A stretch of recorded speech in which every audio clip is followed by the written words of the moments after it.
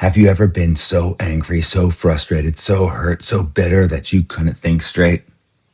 You replay the conversation, you rehearse the argument, you imagine what you should have said, you think of all the things and ways they were wrong. And before you know it, you spend hours, sometimes days, living in a mental prison of your own making. I've been there. Recently, I found myself getting angry about clutter around the house, dishes, toys, the unfinished projects, the mess. And inside my head, I was running this story. How I do anything is how I do everything. Everything's a mess. Get it together.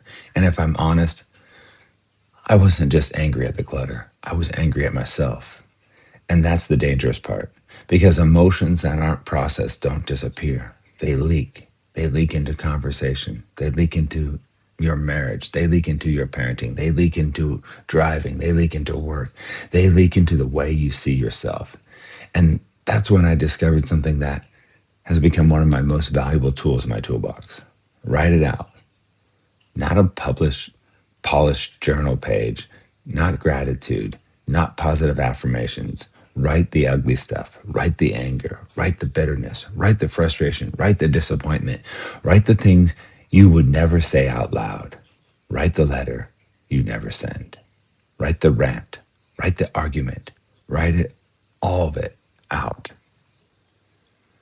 Get it out of your nervous system and onto paper. No filter, no judgment, no audience, just honesty. Because the goal isn't to create a masterpiece. The goal is emotional drainage. Think about it. If your sink is overflowing, you don't keep pouring more water into it. You pull the plug. Writing is pulling the plug. And here's what happens. At first, your writing comes from emotion. And then you're writing from observation. Then you're writing from understanding. And eventually, you're writing from wisdom. The emotion burns itself out. You reach the other side. And that's when something interesting happens. The problem is often still there, but the emotional charge is gone. The kitchen is still messy.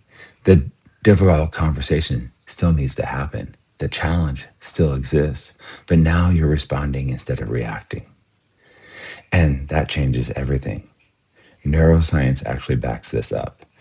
Researchers have found that when we label and describe emotions with words, activity in the emotional centers of the brain decreases, while activities in the reasoning and executive centers increases.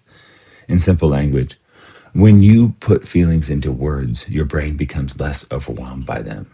You move from being possessed by the emotion to observing the emotion. You stop being the storm. You become the person watching the storm. And that shift is powerful. But there's another layer to this. Manifestation teachers have been talking about this for years. Neville Goddard taught that feeling is the secret. Most people hear that and think it means feel positive all the time. But that's not reality. The real lesson is that suppressed feelings don't disappear. They continue operating beneath the surface. The emotions you refuse to face become the emotions that quietly run your life. So writing becomes a form of clearing, a form of release, a form of revision. You're allowing the energy to move instead of trapping it inside yourself. Bashar often talks about following the energy until it runs out. That's exactly what writing does. You follow the emotion all the way to the end instead of fighting it, instead of suppressing it, instead of acting it out on innocent people. You let it complete its cycle safely on paper. And then comes the most important part. Stop. When you reach the other side, stop. Close the notebook, rip out the paper, delete the file. You don't need to preserve the rant. You need to process the rant. There's a difference. The goal isn't to build a museum of your pain. The goal is freedom. And once you're free, something amazing happens. You calmly clean the kitchen. You calmly talk to your spouse. You calmly help your children. You calmly solve the problem. You calmly drive. Because now your energy is available for solutions instead of emotional warfare. This has become one of my favorite manifestation tools, not because it creates things directly, but because it removes resistance. It clears emotional static. It returns me to center. And from center, better decisions happen, better conversations happen, better manifestations happen.